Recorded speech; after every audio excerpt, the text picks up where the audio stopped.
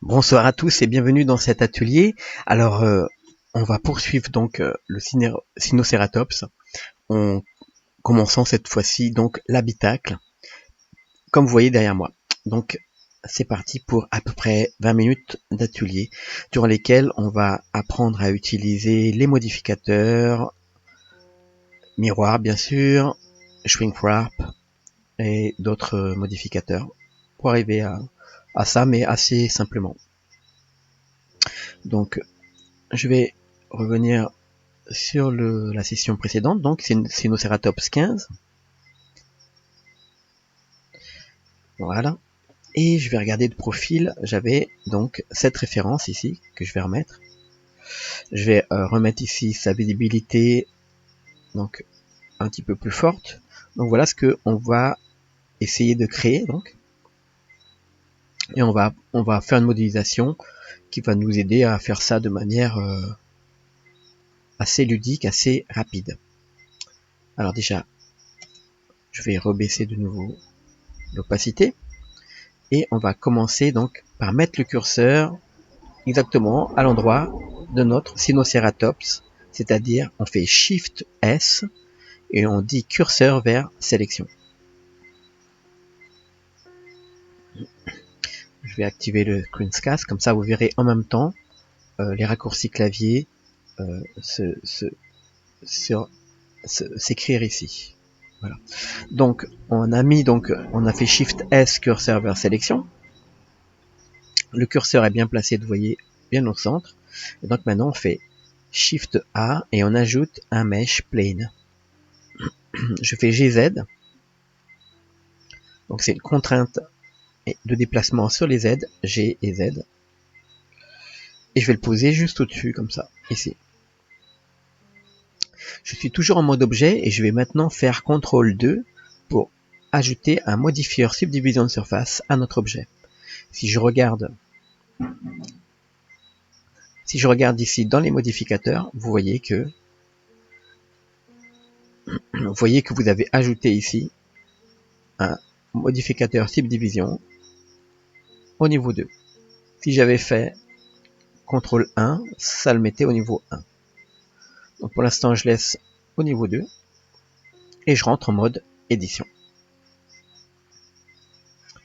Donc je vais faire une extrusion vers le haut, donc E, juste un petit peu comme ça. Et je refais encore, en regardant sur le côté, je refais encore une extrusion à peu près de la hauteur de la cabane et je fais S pour réduire. À peu près, comme ça. Ok. Vous voyez que toutes les subdivisions qui ont été ajoutées ici, elles sont virtuelles. Néanmoins, si j'ajoute un autre modificateur ici, par exemple, qui serait Shrink Wrap, et que je demande le Shrink Wrap sur le Sinocératops, vous allez voir que la forme vient se coller dessus. Alors, on va rentrer en mode édition. Je vais demander à ce que simplement le Shrink Wrap agisse sur cette partie-là. Donc je fais CTRL, j'ai sélectionné donc cette face, je fais CTRL G et je dis assigner au groupe. Je sors du mode édition et maintenant je vais entrer. Alors, si on veut vérifier le groupe ici, on peut aller dans le petit triangle à l'envers, le petit triangle vert, et on regarde ici dans Vertex Group, vous voyez qu'il y a écrit groupe. Si je change le nom d'ailleurs, tel que par exemple cabane, bas, tac, eh bien, j'ai dû appuyer sur un petit bouton, qu'est-ce que j'ai fait? Si j'appuie donc sur, si je change ça par cabane bas, lorsque je vais dans mon modificateur, ici dans Vertex Group, je vais lui demander que le modifieur il n'agisse que sur le groupe créé. Donc si je vais dessus, vous voyez que cabane bas apparaît. Alors c'est pratique de les nommer parce que si on avait beaucoup de vertex group pour gérer plusieurs choses, eh bien on pourrait à ce moment-là donc avoir plusieurs vertex group ici dans la liste et donc c'est bien de les nommer. Alors ici vous voyez que si je me mets dans la vue de face, si par exemple je bouge, vous voyez que ça reste accroché au dos, vous voyez.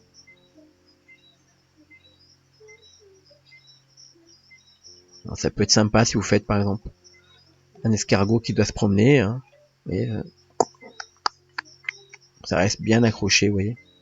Ok, je vais le laisser là. Et je vais rentrer en mode édition pour découper une petite partie dedans. Comme ça, j'aurai pas besoin de refaire le shrink warp. Je vais prendre ici, je fais CTRL Alt A Alt clic gauche, pardon, pour sélectionner la boucle ici. Et je fais Shift D pour la dupliquer. D'accord? Et je fais P pour la séparer. Donc, j'ai sélectionné la boucle, Alt clic, Shift D et P pour la séparer.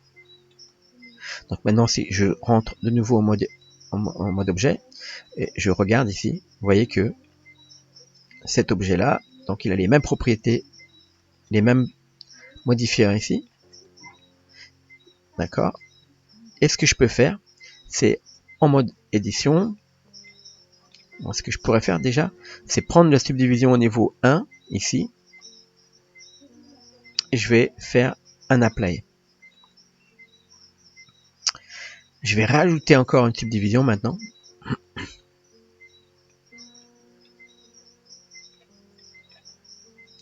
Et je remets comme tout à l'heure la subdivision avant le shrink warp. Voilà. Donc on voit pas très bien les couleurs, donc ici je me mets en mode solide. Et vous voyez ici, je suis en mode random ici pour le matériel. Ça me permet d'avoir des différents matériaux. Donc là, je vais faire un petit S pour agrandir. Voilà. Et je vais rentrer en mode édition. Tac. La subdivision qui a été calculée tout à l'heure, vous avez vu au niveau 1, me crée donc tous ces vertex, toutes ces faces. Je me mets en miroir ici et je vais descendre avec le Proportional Editing Tool ici, O, raccourci O. Je vais prendre connecter et je vais descendre cette face-là, GZ.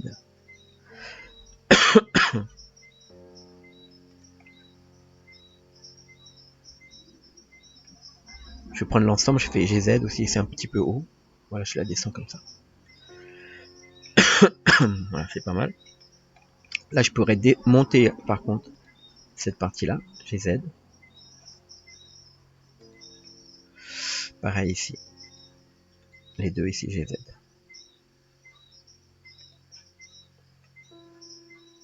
Ok. Maintenant, je vais mettre un Solidify qui va me créer de l'épaisseur. Et j'augmente.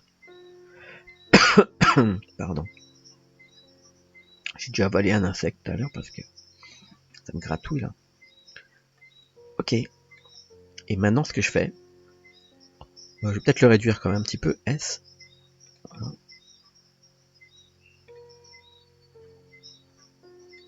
Je vais peut-être le rapprocher simplement. Donc je prends ici. Je vais l'approcher avec G. Voilà, comme ça. Ok. Maintenant, pour que ça arrondisse de nouveau ici, je vais rajouter un modifier subdivision après. Donc, vous voyez, le bord est arrondi. Si j'enlève celui-là, ouais, je pourrais l'enlever celui-là. Ok. Je vais laisser comme ça. Et vous voyez que si je bouge les deux là, donc tous les deux, ils sont tous les deux collés. C'est assez sympa. Bon, je pourrais peut-être le descendre un petit peu comme ça, comme dans ma référence.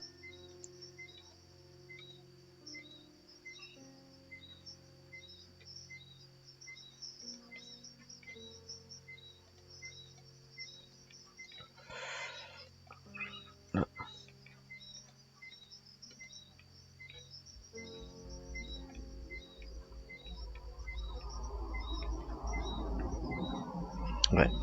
Et donc du coup, je vais faire la même chose avec la cabane ici. Je vais appliquer le subdivision à 1. Et je vais tirer un petit peu. Pardon. Avec le X activé ici. Pour que ça bouge des deux côtés pareil. Et je vais faire en sorte que ça vienne un petit peu coïncider.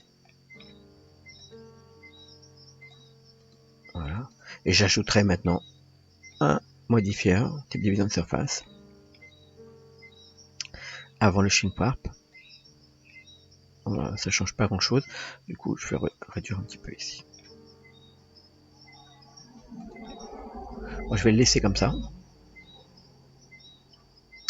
Et je vais créer cette partie-là. Donc là, j'ajoute Shift A, un plane. Je vais en mode, je mets dans la vue de face. Et en mode édition, je vais rentrer dans le mode édition. Et je vais déplacer cette face ici. J'enlève le proportional editing tool. Je fais R, S. Je vais mettre à la surface de la peau ici. Je me remets dans la vue de profil. S. Et je vais demander ici à ce que les vertex en mode édition collent aux faces. Ok. Et là, je prends la sélection par arrête. Et là, maintenant, je vais... Donc, ça colle aux faces. Si je me promène sur la face ici, le vertice ici est collé dessus. Donc, je vais mettre à peu près comme ça. Hop.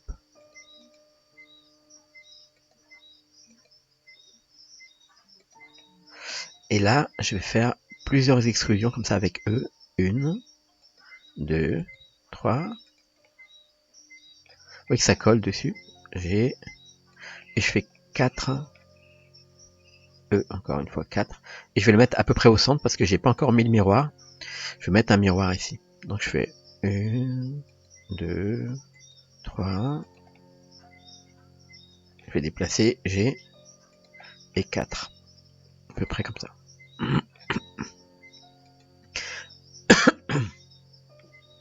Si je prends la sélection par arrête ici, et je prends cette arrête, je peux faire E, pardon, CTRL Z, F, pardon, F, F, F et F.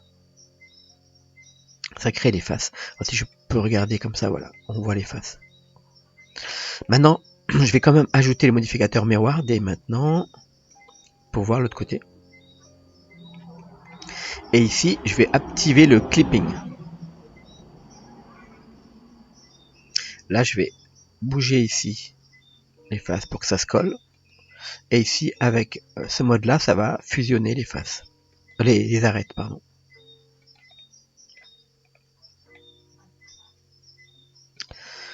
Alors, je peux encore bouger tout ça. Comme ça se fait selon, selon les faces de n'importe quel objet. Si je bouge ici, il faut faire attention parce que du coup, je suis vraiment... Là, je suis sur cet objet-là.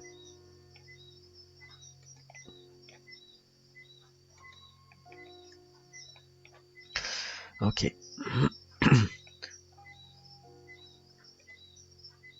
Je vais faire A et je fais Alt S et je vais pousser un peu vers l'intérieur pour faire grossir les faces vers les normales, vers l'extérieur des normales. Voilà, comme ça. Je vais faire quand même ici, je vais ajouter un modificateur subdivision de surface de la même manière. Je vais faire coller ici à la peau.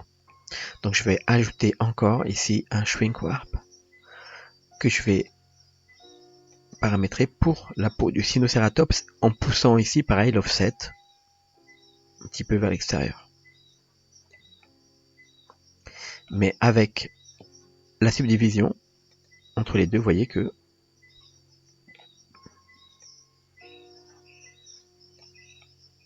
tiens là ça touche, alors, du coup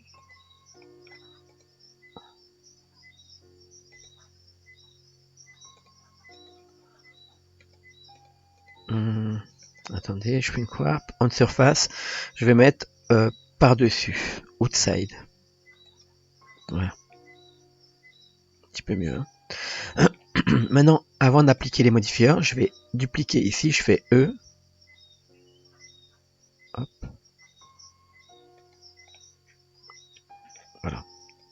Et je vais enlever ici provisoirement. Alors je vais cacher ça déjà parce que ça me gêne un petit peu. Je fais H, voilà. Et je regarde ici, voilà. Donc là, ça c'est bon pour moi. Alors du coup, c'est peut-être qu'il est un petit peu trop au-dessus de la surface. Je vais peut-être réduire un petit peu. Ok, moi ça me plaît. je vais faire une application, c'est-à-dire je vais appliquer les modifiers. Donc je vais laisser ce niveau de subdivision, je fais un apply depuis en haut vers le bas. Donc je fais apply ici et apply ici. Je laisse le miroir pour l'instant. Pour l'instant. Ah ben, j'ai oublié de... J'ai fait une bêtise, donc je fais CTRL Z. Je vais déjà ici... Est-ce que mon miroir il est bien? Oui, il est bien en clipping. Là. Ok. Ok, il est bien soudé. Donc je refais un apply de la subdivision. Il n'a pas tenu compte du... C'est bizarre, pourtant, il me semblait que c'était déjà soudé, là.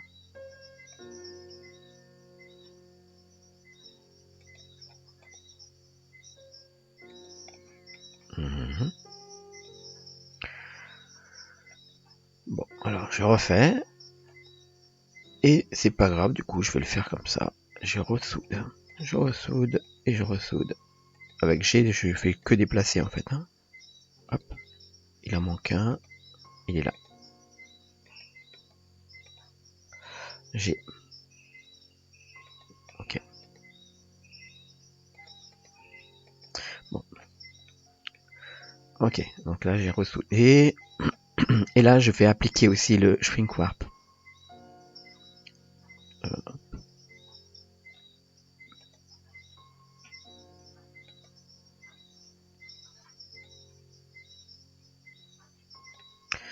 Apply. Et je reviens en mode édition. Je sélectionne l'ensemble. Je fais une extrusion. Alors du coup, plutôt que l'extrusion, pardon, du coup, je sélectionne l'ensemble, pardon, même pas, je sors en mode, comme ça, en mode objet, et cette fois-ci, je vais mettre ici un skin, pardon, je me suis trompé, alors c'est pas skin, c'est solidify. Le solidify va faire de l'épaisseur, ça marche bien pour les tissus, pour les choses comme ça, vous voyez. Donc là, du coup, il me fait ça. On va le mettre comme ça, à peu près. Un petit peu épais.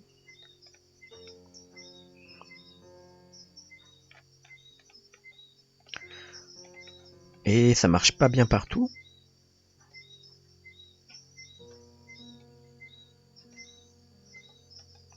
Alors, fil. Si, pourquoi il l'a pas soudé là? Je vais regarder quand même.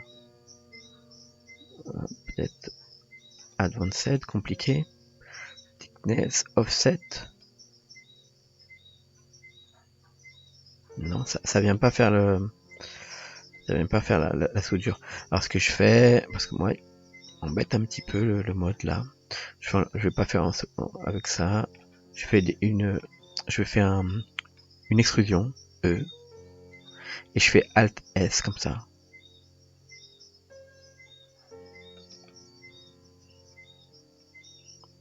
Je peux faire un petit S dans les Y comme ça pour le rétrécir.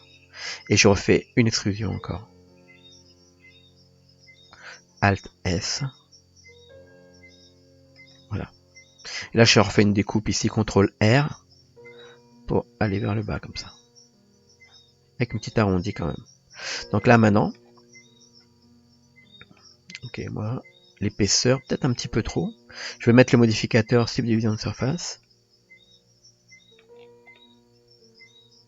C'est peut-être un petit peu trop ici, donc je vais reprendre toute cette boucle, Alt-clic, et je fais X. Je vais supprimer le Edge Loop. Donc là, je reprends cette boucle. Voilà, c'est déjà bien plus doux. Ok, clic droit, Shade Smooth. Voilà, Alt H pour refaire réapparaître les objets que j'avais cachés. Là, je peux faire un Shade Smooth. Ok. Et là, on va faire la sangle un petit peu plus simplement. Donc, je fais un Mesh Plane. Pareil, en mode édition, je vais le déplacer, pas en mode objet, pour garder le centre au centre de mon objet Sinoceratops.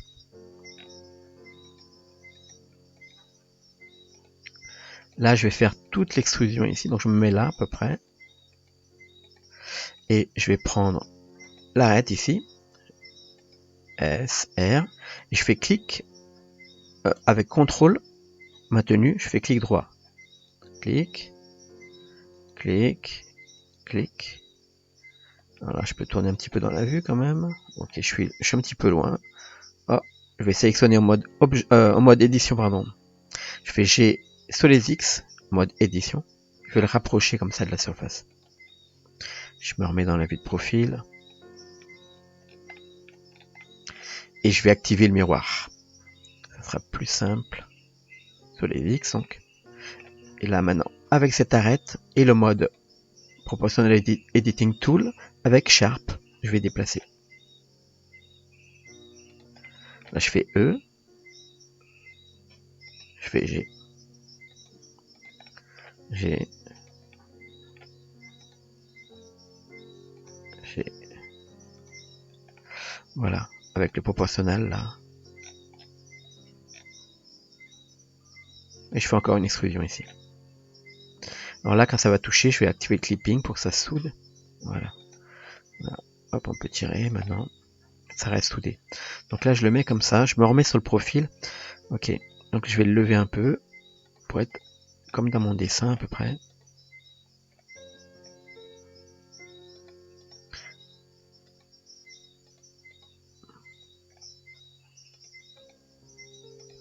Ok.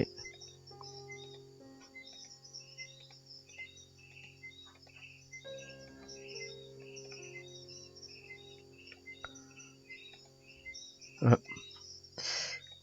Ok, là on va tourner un petit peu. Voilà.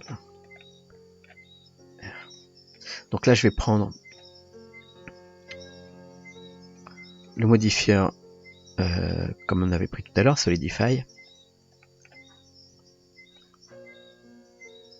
Hop, une petite épaisseur.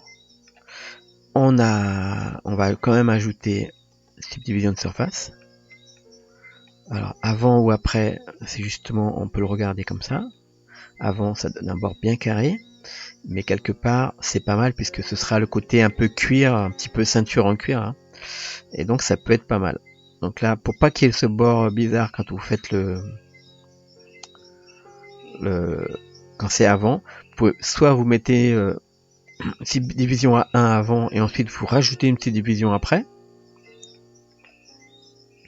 ou alors on peut mettre aussi un bevel. Et moi j'aime pas trop le bevel après avec les déformations que ça me provoque sur le dépliage, donc je vais laisser une petite division. Une petite division après, c'est pas mal. Si on veut ajouter un peu d'angle, on peut ajouter une petite division avant et une autre après. Ça peut se faire. Ou sinon vous ajoutez une coupe, CTRL R, au bord. Et ça donne un angle un peu plus serré comme ça. On peut le laisser d'ailleurs comme ça. Et maintenant je vais simplement, je fais Shift D, là j'ai dupliqué. Je rentre en mode édition, j'enlève le miroir. Et je prends donc ici avec le proportionnel toujours. Et je vais déplacer. Pardon, vue de face.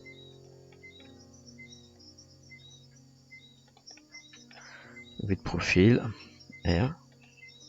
G.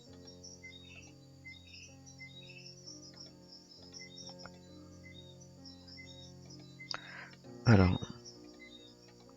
R ou RR, vous voyez, selon la vue. Voilà. Là j'aime assez, par contre, là j'aime pas trop le bric-à-brac que ça m'a donné. Ce que je vais faire, je vais supprimer ici X. Attendez, je vais prendre toute la boucle. Alt-clic. X. X et je supprime le Edge Loop. Attends, je vais enlever le Solidify juste pour voir. Il est trop déformé celui-là.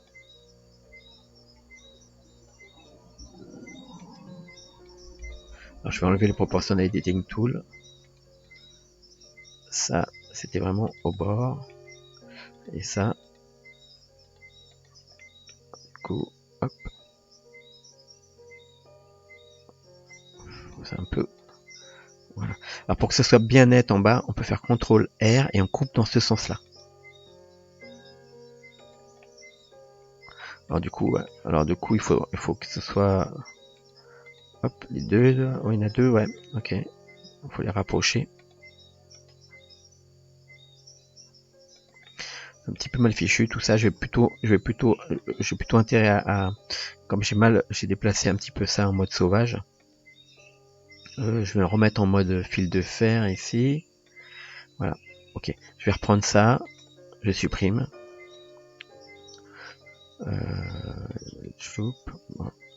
X, tous les vertices.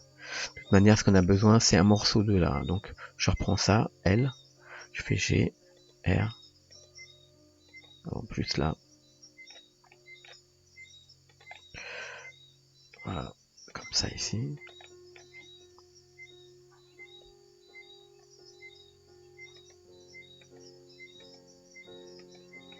Ok. Et là, tout ça, je vais le supprimer.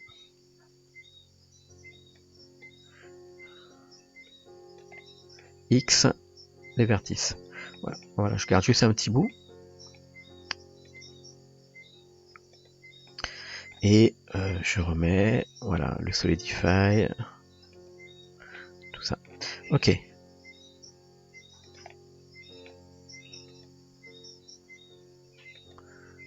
Voilà, on fera la sangle. Alors je fais deux objets séparés parce que celui-là, en fait, il va bouger. Il va pouvoir claquer en bougeant comme ça.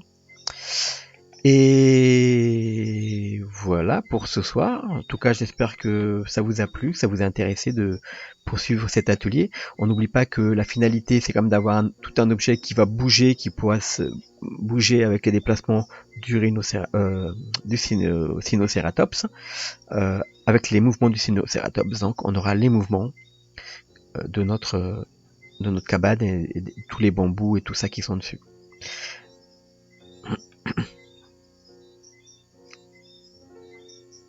Voilà. Et donc c'est toujours du très low poly donc. Et donc on a un objet assez léger qui va pouvoir même fonctionner si vous l'emmenez dans un moteur de jeu. Après, moi j'ai pas encore fait les études nécessaires pour vous montrer tout ça dans un moteur de jeu. Néanmoins, si vous avez envie d'aller plus loin, eh bien vous pouvez avec ce type d'objet très low poly. Voilà, je vous donne rendez-vous tout de suite après. On va sauvegarder ça en 16 donc. Pour le prochain atelier, pour la poursuite donc de notre cabane là ici. Bonne soirée tout le monde, au revoir.